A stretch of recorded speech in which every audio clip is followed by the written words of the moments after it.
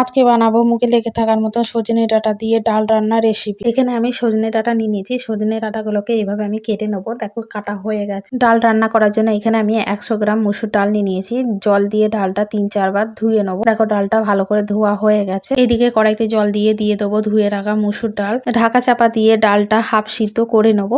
ঢাকাটা সরিয়ে দেখে নেবো। দেখো ডালটা সেদ্ধ হয়ে গেছে। দিয়ে দেবো এর মধ্যে কেটে রাখা সজনে ডাঁটা দিয়ে মিক্স করে ঢাকা চাপা দিয়ে সজনে ডাঁটার সঙ্গে ডালটাও সেদ্ধ করে নেবো। দেখো ডালটা সেদ্ধ হয়ে গেছে। ডালটা নামিয়ে সাইডে রেখে দেবো। এদিকে দিয়ে দেবো কড়াইতে সরষের তেল। তেলটা গরম হয়ে গেলে দিয়ে দেবো 5 ফোড়ন, শুকনো লঙ্কা, পেঁয়াজ কুচি দিয়ে নাড়াচাড়া করে নিয়ে দিয়ে দেবো টমেটো কুচি, হলুদ গুঁড়ো দিয়ে পেঁয়াজটাকে হালকা ভেজে নেবো। দেখো ভাজা হয়ে গেছে। ডালটাকে এবার ছকে নেবো। ছকে নিয়ে দিয়ে দেবো স্বাদ অনুসারে লবণ। লবণ দিয়ে ভালো করে মিক্স করে নেবো। করে নিয়ে এটাকে আরো 5 মিনিট হতে দেবো। দেখো এটা হয়ে গেছে। এবারে এটাকে আমি নামিয়ে নেবো। তৈরি হয়ে গেছে সজনে ডাঁটা দিয়ে ডাল রেসিপি। আজকের রেসিপিটি ভালো লাগলে সাবস্ক্রাইব করার অনুরোধ রইল।